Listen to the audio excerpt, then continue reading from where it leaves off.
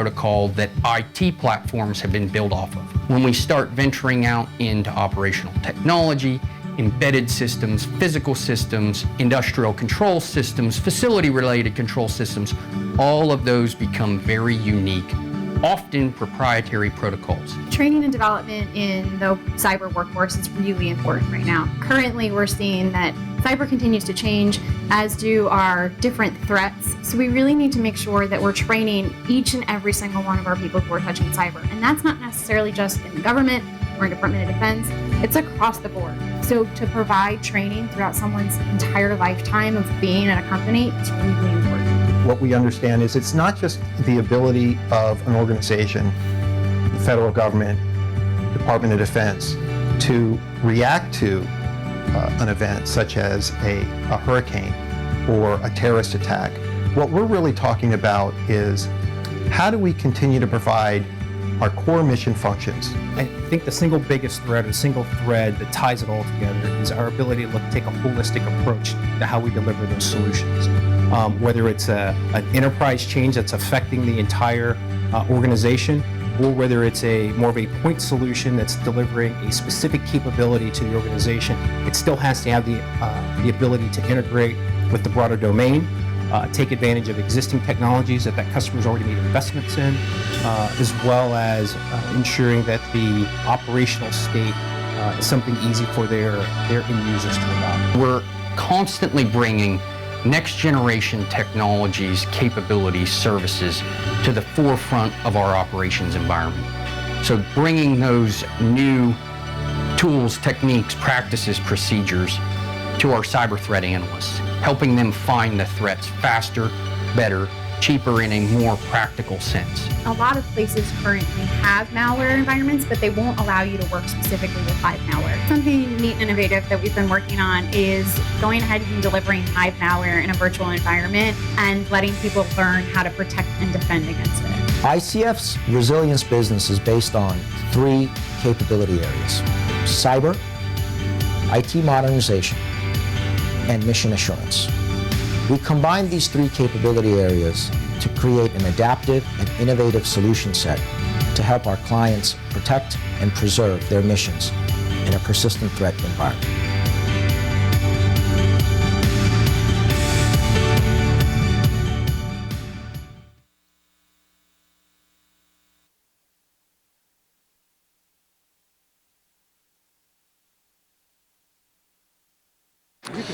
Ladies and gentlemen, please welcome to the stage Lieutenant General Bob Wood, U.S. Army retired Executive Vice President, AFCEA International.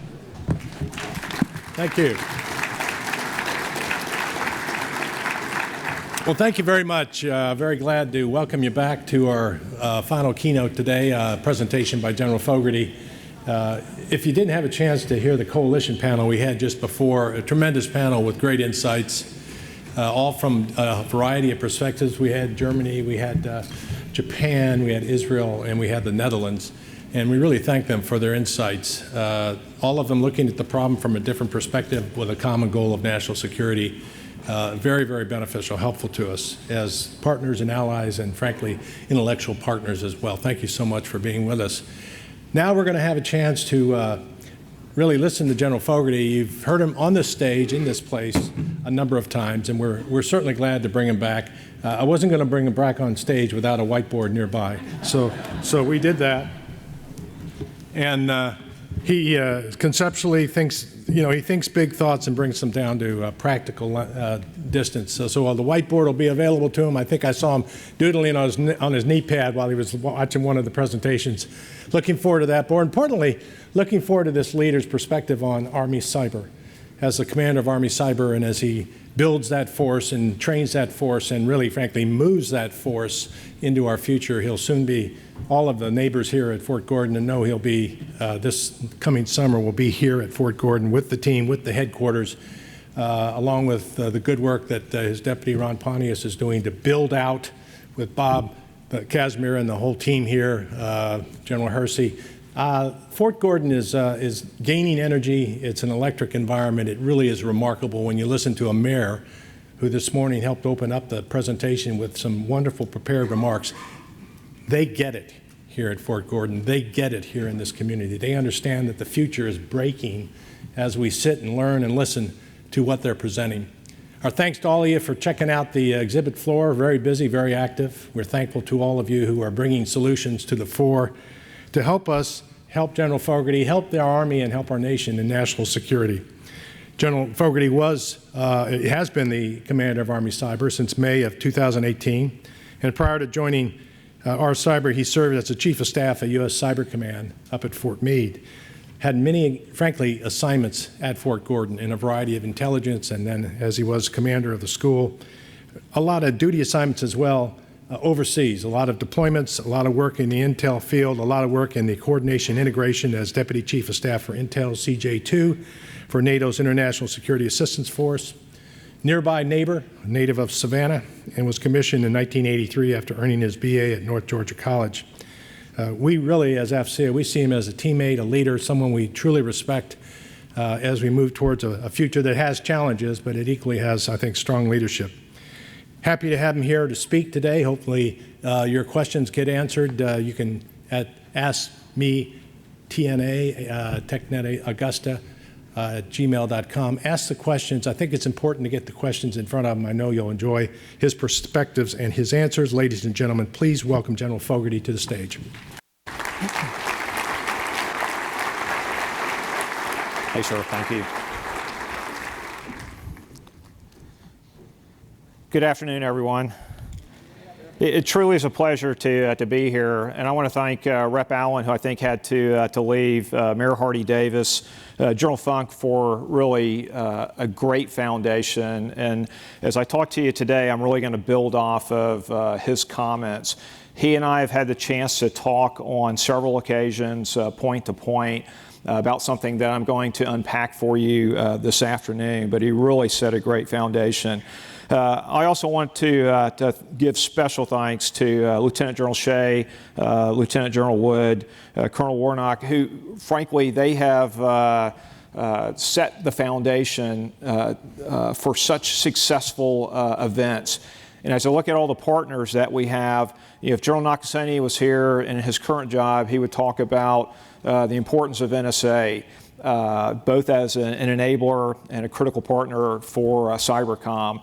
When I talk about Army Cyber, I normally talk about the importance of INSCOM for the same reasons.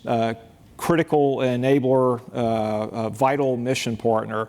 But I want to expand that because when I look at what we're trying to do, where we're trying to take this in a very short period of time, we could not do this without the great leadership provided by the three individuals sitting here in the front row. And if you had the opportunity to listen to them, to spend much time with them, you know what they could be doing in industry, yet they choose to serve us and serve this entire community. And it really is, it's a grueling schedule. This is 1 week until the next week. And I'll tell you, it is a pace that most of us would struggle to keep up with. So, gentlemen, again, thank you for your support and allowing us to come together here. I want to give special recognition to my Ranger buddy, the G6 CIO of the Army, Bruce Crawford. He's not here today, except in spirit, but what I will tell you is we probably spend more time talking to each other, thinking about each other than we do with our spouses. And I know you've heard that before, but it literally is true. And we're at the point now where I think we can finish each other's sentences for most conversations. I would normally wear my Class A's, but I knew I was going to use the whiteboard today, and what I find is you see how poorly fitted my uniform is when I do that. And frankly, I just sweat through it when I'm up here under the lights. So I'm going to be a little more agile, hopefully, today. Hopefully the markers are going to be large enough that you're going to see some of the things that I'm going to write up there. And it really is to kind of capture in a cartoon where we're headed. And I think it is an important turn that we've taken. It will also allow me to talk a little bit about some of the history, because I think where we've been really is important to where we're going, particularly when people sometimes, they're like me, they're very impatient, they want to get moving, and what I tell them is, we fought on the land and the sea for thousands of years, in the air for about 100 years, in space for less than 50 years, and then in cyberspace. I will go back to when General Alexander sealed the deal, but that was about 10 years ago. Now, certainly we were operating in cyberspace before that, but what we would kind of recognize as where we're at today started about 10 years ago. So that context, I think, is vitally important. So, in the beginning, there was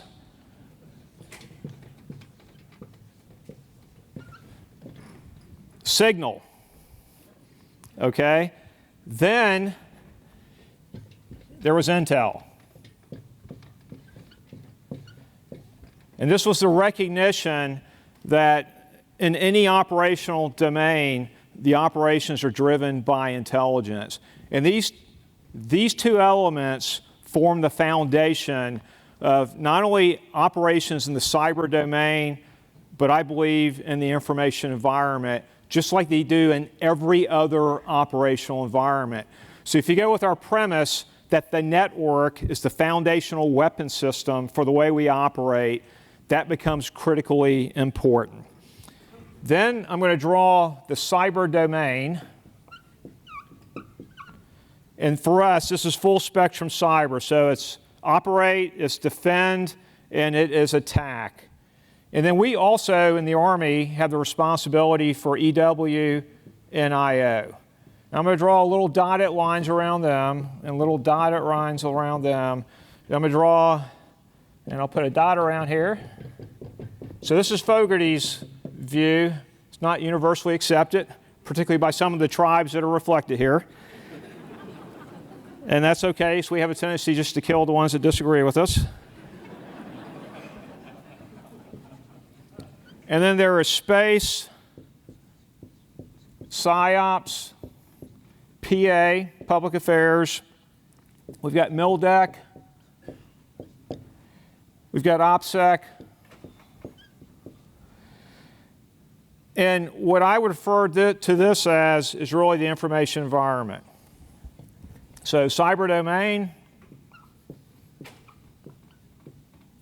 which is a part of the information environment, and that is really important. Now, this is from the military perspective. And what I will open this up to is there's a lot with the interagency, with industry, with academia, and our international partners.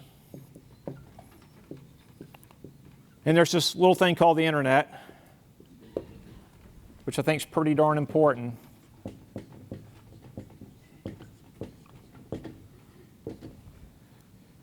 And what we're actually trying to get after is this idea of information warfare.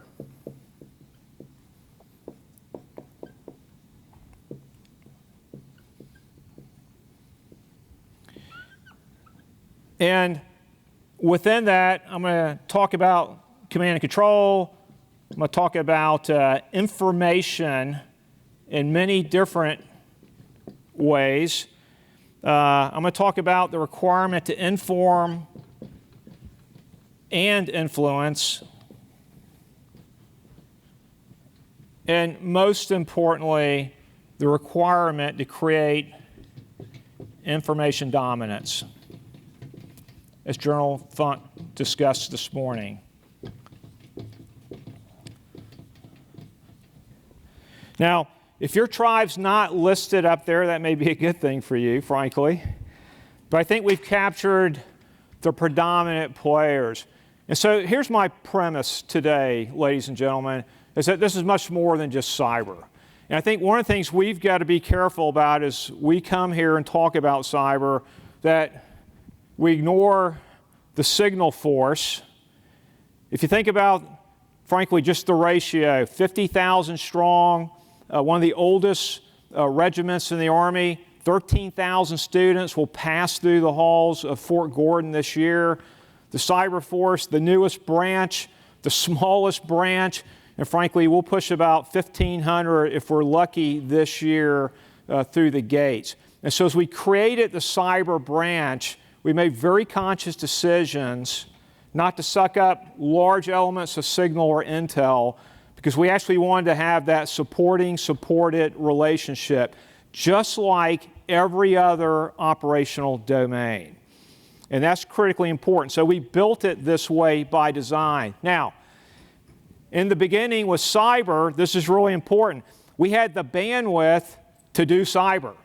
And we always had the responsibility for EW and IO, but we just couldn't get there. And there's a guy by the name of Mike Carver who wrote about what the Russians were doing in the Ukraine, and we caught wind of that. We met with him and H.R. McMaster's, and we said, you know what, as busy as we are doing this, we've got to open the aperture for electronic warfare. And when we did that, we had to make some fundamental changes in what the EW force would look like. And we actually made them part of the cyber branch because they were so important. And operations in the spectrum were critically important to us on the cyber side. Now, the other big players in the spectrum are the signal force and the intel force, either collecting against the adversary or conducting mission command. And so we all shared the spectrum. And when we started to look at this is before we really got after IO, that really became what most people thought about as the cyber domain. It was really those tribes. And we kind of limited ourselves, I think. And so as we moved into the transition last year, as General Knox-Sony moved up to Cybercom, and as I was moving down to our cyber, based on the lessons we had learned over the preceding couple of years from a lot of hard-earned operational experience, what we recognize is we had to create the bandwidth for IO now. And when you do that, you really get into information warfare. And so that's really where we're at right now. Probably in the next 60 days, we're going to go back to the department. The intent is to provide a proposal that will change us from Army Cyber Command to Army Information Warfare Command, because we believe that is a more accurate descriptor of what I am being asked to do on a daily basis.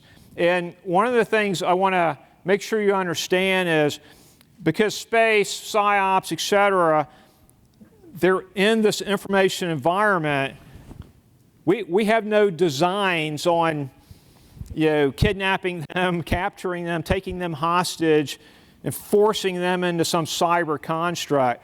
It's the recognition that we have to be able to integrate all of these operations very, very effectively to give us the advantage that we believe we require to operate in this increasingly more contested environment, an environment that is generally short of war.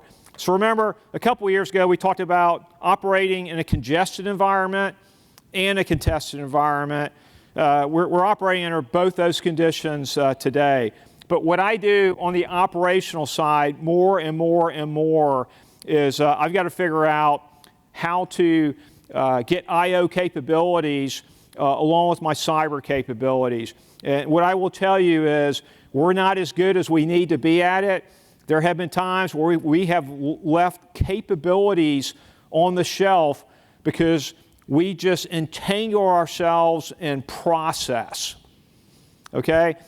We do not operate at the speed that is required to achieve this, which is information dominance. And I'll tell you, General Funk, from his most recent experience in Iraq, he will tell you, and General Cramer will also, in many cases, the adversary ran circles around us. Even though we have technical overmatch, even though we've got very talented individuals, we've just kind of wrapped ourselves, I think, in bureaucracy, and that is absolutely crushing us when I talk to this requirement, this need for speed. Now, I don't know what you were doing on the evening of 8 November 2016. You were probably watching election returns. And normally that's probably where I would have been. But I wasn't. I was in the JOC on the Cybercom watch floor up at Fort Meade. And we were getting ready to conduct what would be the largest, most complex offensive cyberspace operation that the United States had conducted to date.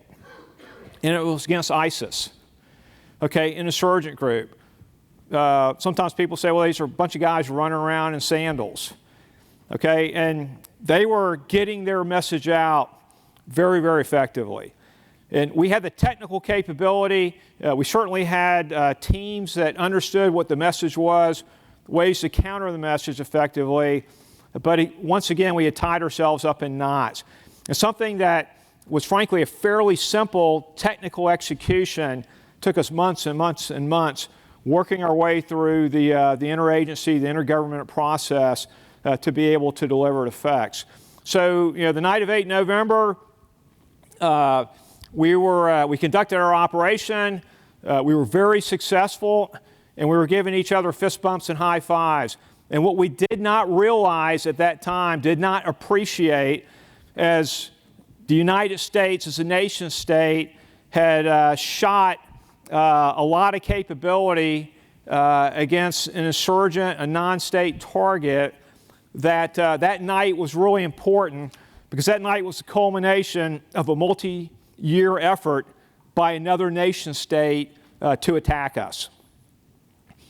Okay, and I'm not going to go into a lot of detail on that. I'm sure you have read about it. But I tell you, when you juxtapose our military might being aimed at a bunch of guys in sandals, meanwhile, we were receiving an attack by a state actor, okay, that should trouble you. And it certainly troubled us.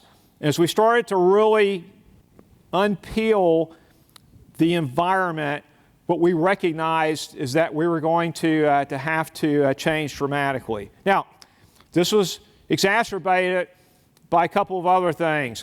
We had some very significant Chinese intrusions, okay, that were very successful at stealing some information that by itself would be unclassified, but if you aggregated it, stood the chance of exposing some very important capabilities to us.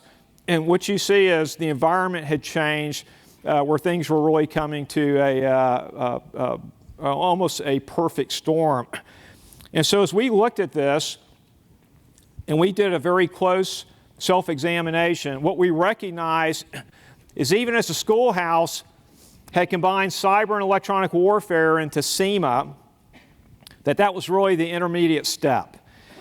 And we needed to go to the next step, which was integrate all those information-related capabilities that we were actually being asked to get after on a daily basis and form what we're calling today is information warfare. And it goes back to the requirement, we believe, is to enable our commanders to be able to visualize the adversary in the information environment and then visualize themselves, how the adversary sees them in the information environment. And as you can imagine, this is a very difficult challenge because how do you actually describe, how do you act on something that you can't see, but something that you know is having impact on you? So that's where we're at right now in the discussion. And if we look at what we think that we're being required to do, we were very fortunate. We had Sean McFate come talk to our staff at our commanders conference in an information warfare summit we hosted about 6 weeks ago. And Sean talks about this idea of that we're living in an age of durable disorder. And he really talks about the dissolution of the Westphalian order. And he explains why we're where we're at. So it's kind of, again, a perfect convergence of factors. Economic, climate, resurgence of great power competition, active insurgencies. And this idea that information is really at the center of much of this, the ability, the barriers are so low to enter this environment and start to make impact that we really have to organize ourselves and get after this in a very different way than we had before. And I keep going back into this idea that in order to dominate the environment, we have a desperate need for speed. And at the end, when I wrap up, that's what I'm going to ask for industry, for academia, for our international partners to help us with. It's the ability to enable our commanders to sense, understand, decide, act, and assess faster than the adversary. Because whoever can do that with more speed and more precision, I believe, enjoys decisive advantage. And so as we're looking at this, whether it's on the operate, my ability to sense when I'm starting to lose my capabilities before they fail, so I'm not responding or I'm not reacting, I'm actually responding, I'm getting ahead of that failure cycle, or an adversary that is starting to operate on a network, he may be operating around the world. And so what I recognize is I'm going to have to be very comfortable with using non-traditional means. So what does intel support to information warfare or intel support to cyber looks like? I don't know, but I'll tell you what it looks like to me is very clever use of commercial providers who may have sensors that are someplace on the other side of the globe where our partners and we do not have our traditional collection, and they have the ability to see the storm start to build.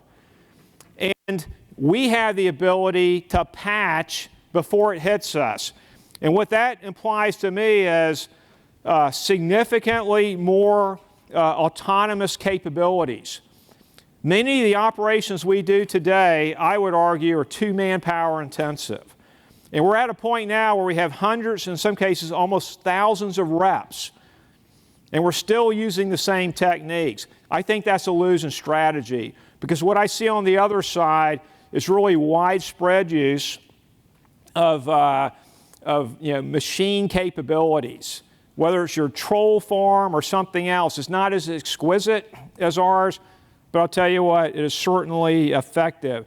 And it's effective because they have the capability to inject volume, velocity, and variety into the environment. And they're absolutely ruthless at in the manner in which they use these capabilities. So we're not only going to have to match them in order to meet that objective at dominating the environment, we're going to have to surpass them. And when I look at it, we are certainly not going to be able to develop all these capabilities ourselves. And so industry, academia, or international partners are going to be critical. Now, what does this have to do with multi-domain operations? What does this have to do with Cybercom's current persistent engagement, defend forward strategy? What this implies to me is that we must have the ability to operate throughout the entire operational depth of the information environment. I cannot cede red space or gray space to the adversary. If you're in a defensive crouch with your shields up and you're trying to deflect the arrows that are being shot at you, every now and then you're going to blink, you're going to get a cramp, you're going to stick your head over and you get whacked in the head, right? Things are going to leak through, particularly when you cede positions of advantage to the adversary. If you allow them to fire at you from gray space and you content yourself with shooting the arrows, you're going to get nicked. You're just going to bleed out, I think. It's a death of 1,000 cuts. And so when we look at this, we believe it's the big idea that you have to operate in red space. You have to operate in gray space. And you can't do that alone. You have to do this in partnership with industry. You have to do this in partnership with your international partners. That's absolutely critical. Otherwise, we have fratricide in that space. And so this requires a lot of education, yet we will move at the speed of trust, as General McChrystal talks about. But what we find is, as we operate, as we get more and more reps, what we're finding is that our basic principles, those are sound. Our training, it's sound. Our operational capabilities, the tools that we develop, the operational infrastructure that we use, all that is operationally sound. What is impeding us, is bureaucracy.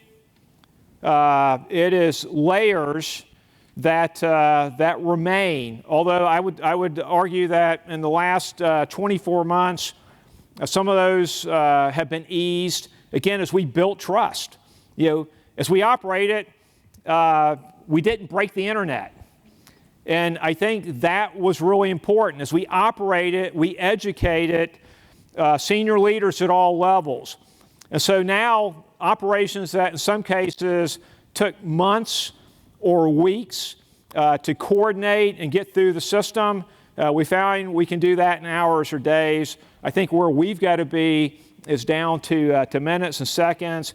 I think things are going to have to be delegated, pushed down, certainly below the 4-star level, below the 3-star level. And the only way we're going to be able to do that, I believe, is to be able to create real-time cyberspace situational understanding.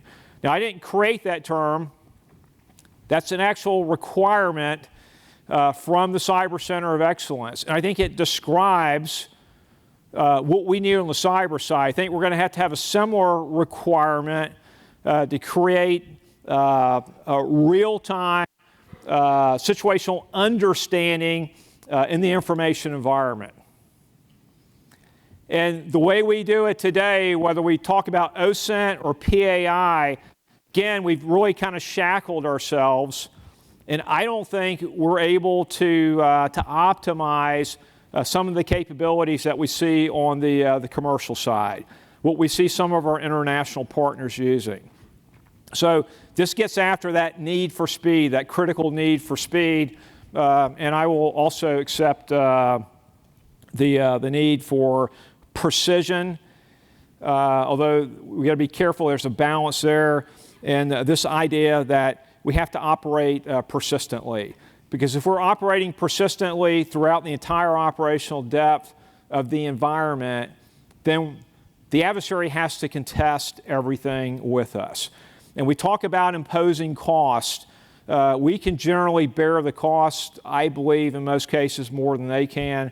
But we've got to get out there and operate at that level.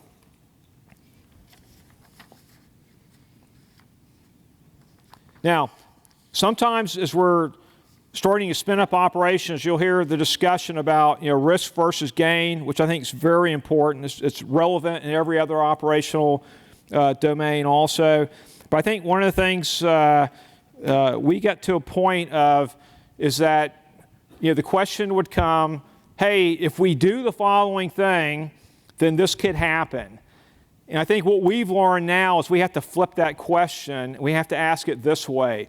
If you don't take action, if you cede the opportunity to the adversary, you allow them to maneuver to a position of advantage, you allow them to create multiple dilemmas for our own commanders, okay, what's the risk there?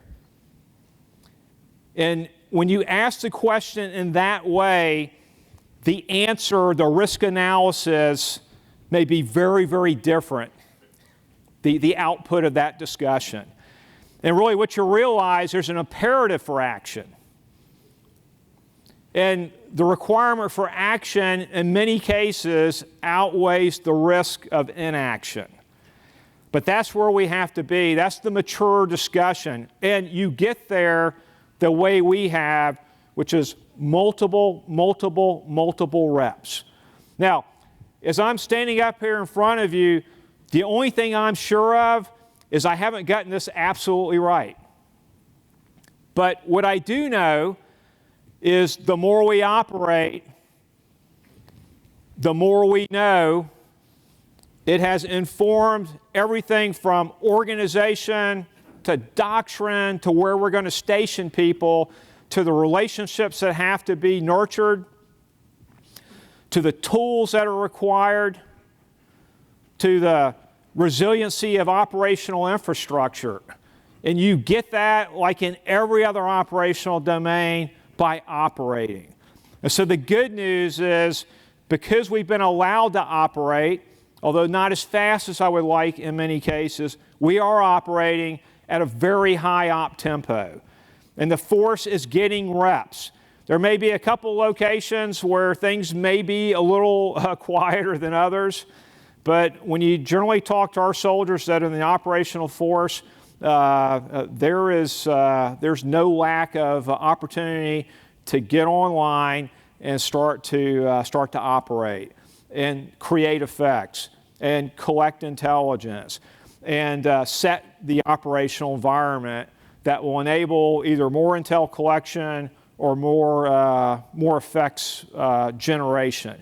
And that's really important. Now, where's the hole in our swing? Well, we've built very good capabilities at really kind of our level. What we've recognized from work we've done with the tactical forces for many years now is that we also have a requirement to provide capabilities to them. And so what you're getting ready to see over the next couple of years is a shift in attention. So remember, we didn't have enough bandwidth for EW, we didn't have enough bandwidth for IO, and we grew that over time. That's what I think we're seeing right now on our support, direct support to tactical formations. And we will not get there overnight. And it is not perfect, and I'm okay with that, because right now that gives me a lot of flexibility. And we have commanders out there who are willing to accept less than the perfect solution to get the capabilities out there, to start building reps, and start getting after it. And we will evolve the organizational structure, the equipment, the training, the doctrine, the facilities, all the DOT-1 PF requirements. But if we wait till we get it perfect, we're going to be late to need. And I think that is absolutely unacceptable. Now, here's some of the things that we're doing. We will bring the headquarters down here over the course of this year, from Fort Belvoir down to Fort Gordon. We already have a significant amount of our soldiers and some of our civilians that have already made the move, because they're actually building out the kind of the hard candy shell. The building is finished, and what they're doing is they're building out the cyber weapon system, the network that we operate off of. Okay, so that's the critical piece. The building just kind of protects that, from the elements. And we're building that out. We're doing that in conjunction with NSA and Cybercom. Again, critical partners. And next June, the headquarters will stand up here. I'm going to lead the charge down. And we'll be IOC by the 20th of June of 2020. And that's really important, because it's going to allow us to bring our headquarters together with the Joint Force headquarters we've established. It's already been operating for almost 4 years now, and that's been leading all the services in execution of offensive cyberspace operations. So that's a critical capability, and our ability to co-locate with them, we think, is going to give us significant advantage. We're not going to bring the ECOIC down, the Army Cyber Operations Center. We're going to stand up the Information Warfare Operations Center here at Fort Gordon. And what that's going to enable us to do is get after all of that in that box. And we think that's vitally important. That's not only a big idea, that's an imperative. And so we're going to spend a lot of our time over the next few months making sure that we've got that right, that we've got the feeds, we've got the TTPs, that we've got the capabilities that we require at the end of this. And again, we won't get it exactly right, but that's okay. That's not going to prevent us from moving forward. We're going to set the framework, and then we're going to start to operate. We'll learn, and we will adjust as we learn, as we continue to operate. At the tactical level, we're building cyber electromagnetic activity cells at every brigade, division, and corps in the Army, and every Army Service Component Command. That's going to give a full-time crew to that commander at that level. They won't drop in and then pull out. They'll live, they're part of his staff, and they can advise him. And they can connect him to the capabilities, whether it's electronic warfare, it's cyber, or it's information operations, information warfare. We're already starting to write really the update to that, and at some point, hopefully in the next year, it may take a little bit longer to get it through all the processes, but the intent is to turn the SEMA cells into IW cells. Okay, it's the addition of the information warfare capability, IO capability at all of those levels. Now, electronic warfare platoons at every brigade combat team in the Army. Electronic warfare company at the corps level of every corps. In the MI brigade at corps. That's a critical capability. It allows us to not only identify, geolocate, but also gives us capabilities to attack adversary systems that are operating in the spectrum. And then we stood up the Cyber Warfare Support Battalion. It's very small now. It will grow over a period of time. We have our idea of what it will do. Again, I guarantee it will change. Before I leave this job, and then when the next person leaves this job, it will change. It will evolve. But instead of waiting for perfect, we're moving out on these capabilities.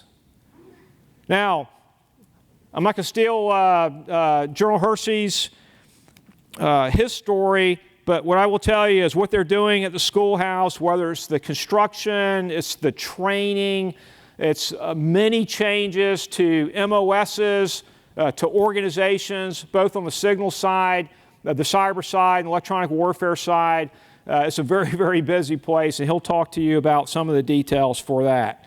Now, we're going to transform to Information Warfare Command as we move down. We've put a requirement on the table for a Theater Signal Battalion, and it's not an ESB. It's an Infrastructure Operations Battalion. That's what we need. And when we do that, that's going to allow our great National Guard, who has stepped up to that mission, going on their third year, and they're probably going to do it for 2 more years. They'll transition that to a multi-compo unit. There'll probably be about 2 companies of active and a company of Guard, because we want that expertise that the Guard brings from the commercial sector. And what this also allows the Guard to do is those CPTs where they draw the capability from, they'll start to be able to operate as a CPT. We're not going to lock them up in the infrastructure battalion at this point. The Army Reserve's coming on board right now also with significant capability. Between the Guard and Reserve, they're going to form 21 cyber protection teams over the next 2 years. Some of them are already fully certified, they're fully operational capable, and we're using them today.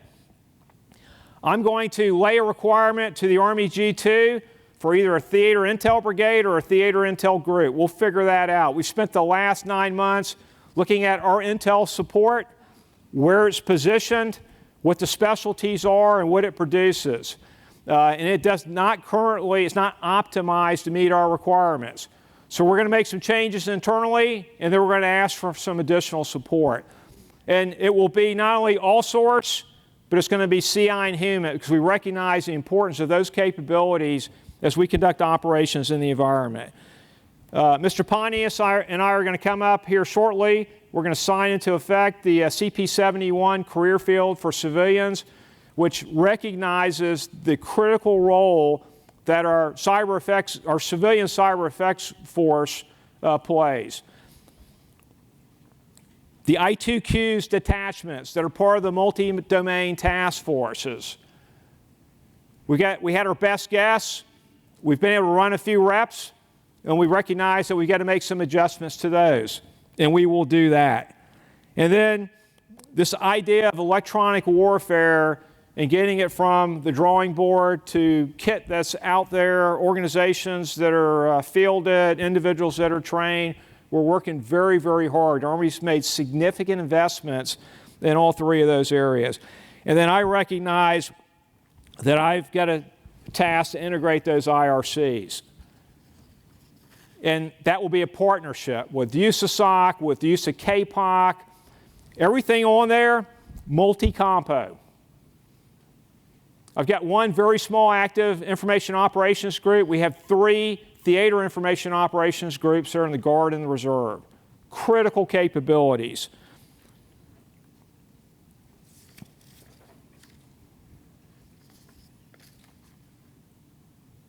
And as we work our way through this, our closest partners, the CIO G6, the G2, the FORCECOM commander, the TRADOC commander, USASOC, very important to us, and then the combatant commands that I'm tasked to support as the Army Cyber Commander. And all of this is done with the support, frankly, the wire brushing, as you would expect from Cyber Command, from the Army staff, from the Army senior leadership. Because these are big investments that the Army is making. We've got to get this right. We've got to deliver capability as rapidly as possible. Now, what do I need from you? I need help in getting after speed, getting after understanding. Because if I can create understanding at speed, I can reduce the processes that will allow me to decide and act. So I need automated decision aids. I need autonomous capabilities for offense and defense. I've got to be able to essentially ingest the internet live. I've got to be able to weed out deception, influence, and I've got to be able to turn it rapidly and allow me to do the same thing.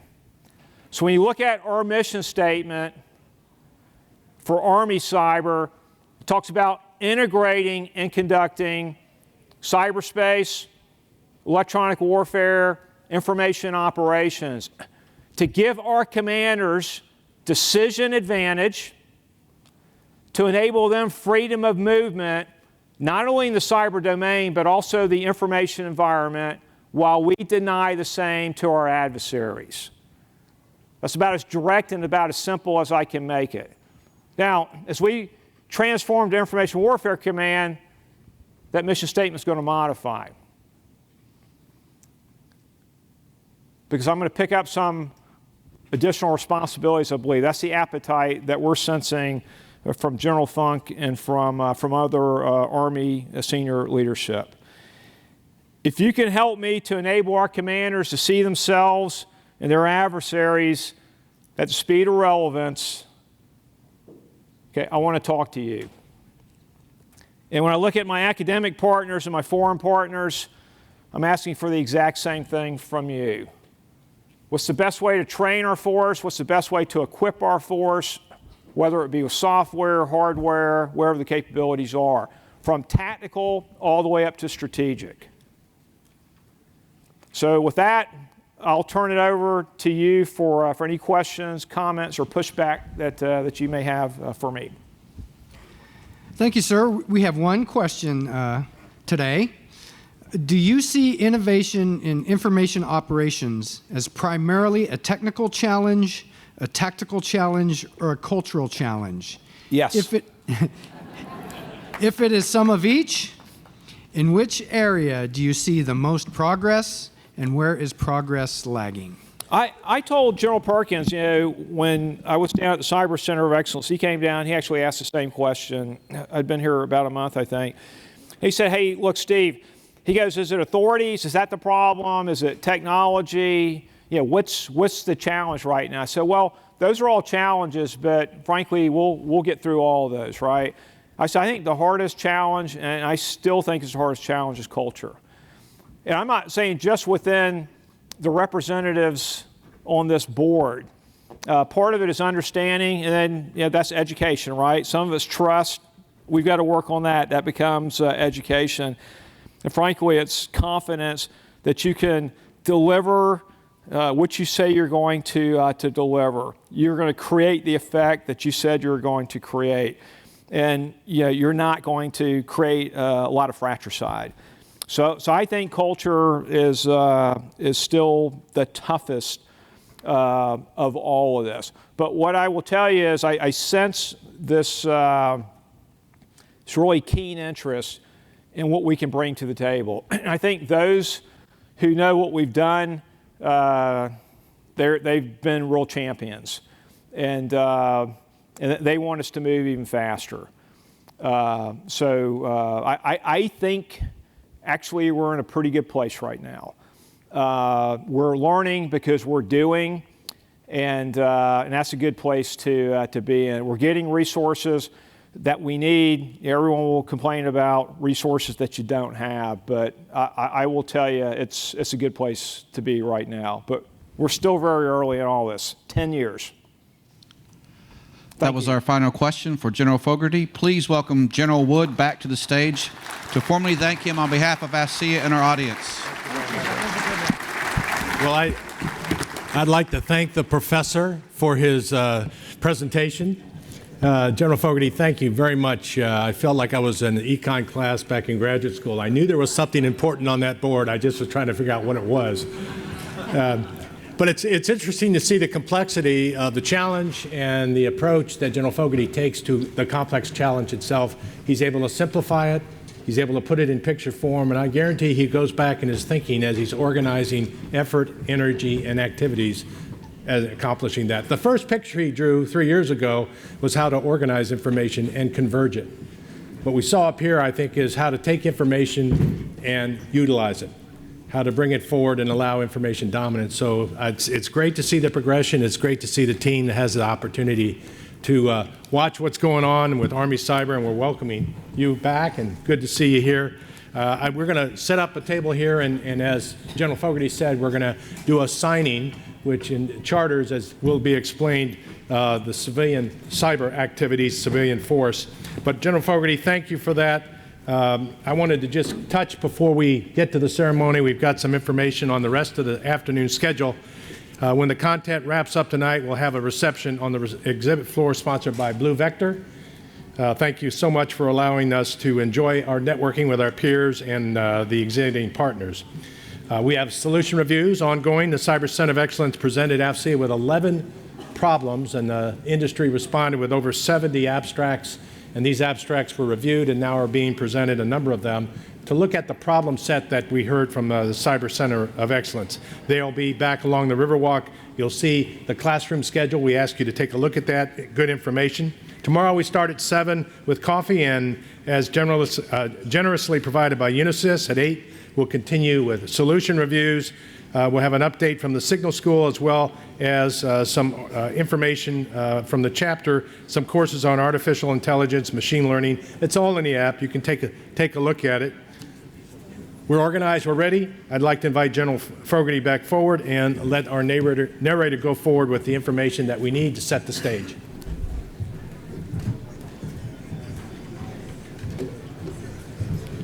If you'd keep your seats, please. We will now transition into the Army Cyberspace Effects Career Program Establishment Announcement and Career Program Planning Board signing event. At this time, General Fogarty is up here, Mr. Ron Pontius, Ms. Andrika Thomas to the stage. On behalf of Lieutenant General Stephen Fogarty, Commanding General of the United States Army Cyber Command, thank you for joining us this afternoon to mark the official establishment and recognition of the Army's 32nd Civilian Career Program, Cyberspace Effects, an effort that has been years in the making. In 2017, the Army directed the establishment of a career program dedicated to the training and education of professional development of Army civilian personnel who plan, support, and execute the nation's cyberspace missions, where the primary purpose is to extremely defend and engage those who mean us harm in and through cyberspace.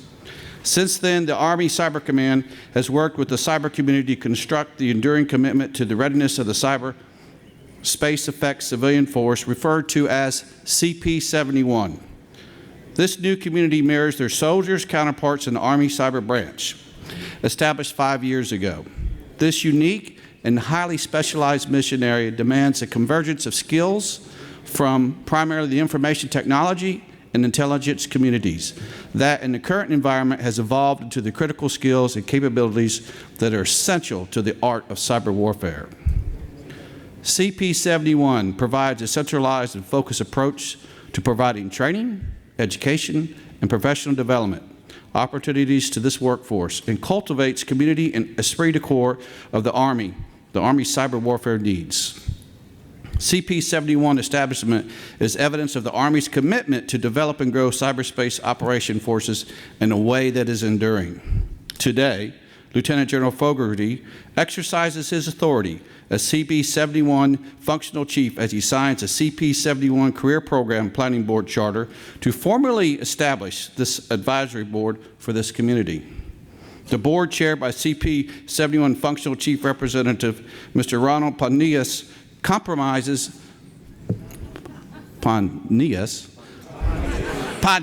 dang it. Pontius.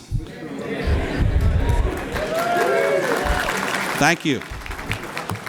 Cyber Effects senior leaders who influence the strategic direction of the career program. And Drake Thomas, CP-71 Director, serves as the board secretariat and is responsible for the planning and execution of the CP-71 program and board activities. The charter is a critical step to an establishment of leadership and the governance for this mission and formalizes a commitment of collaboration with the organizations executing the CP-71 mission. At this time, Lieutenant General Fogarty will offer his remarks on this momentous occasion. Okay, so for everyone out there, this is really a big deal. What this allows us to do is actually establish a formal framework and program that will allow us to recruit, develop, retain those members of our workforce that are specifically conducting cyberspace effects. I cannot thank Ms. Thomas and Mr. Pontius enough for this is really the hard work. I get to sign it. They should have actually signed it. They're the ones that have worked very hard with the Cyber Center of Excellence, with the Army staff, and with Cybercom to develop this very important milestone for our very highly talented civilian workforce.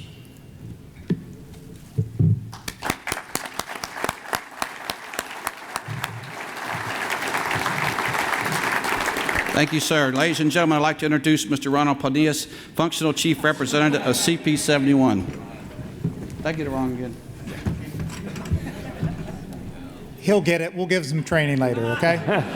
So, real quick, it is really significant for us to stand this up because absolutely this is an integrated workforce, military and civilian, and this is specifically focused on, as General Fogarty said, the civilian equivalent of the Branch 17. Now, Career Program 17 number was already taken. That's why it's 71. We just flipped the numbers, okay? But it's close enough, but it really is. Now, this was working with 5 other career programs because every civilian position in the Army is aligned to a career program. And we worked with the other programs. The 2 big ones, of course, was CP-34 for information technology and CP35 for intelligence security about identifying those specific positions. And we've worked over the last year really identify the competencies and the positions across the Army. And now with this, over the coming months, we will really identify the career paths, the training requirements, and work closely with Headquarters Department of the Army to get the resources, be able to provide the training for this critical part of the workforce. And so this is a good day moving forward about what it means about as we have an integrated workforce, military and civilian. So thank you.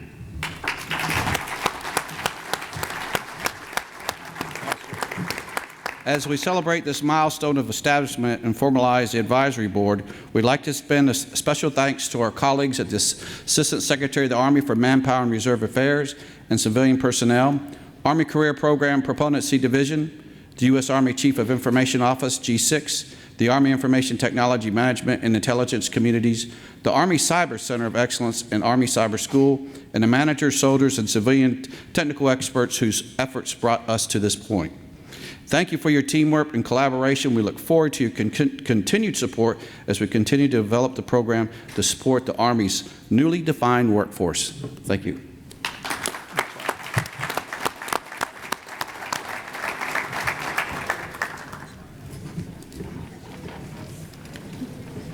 Ladies and gentlemen, thank you for attending this afternoon's very special panel, keynote address, and signing ceremony.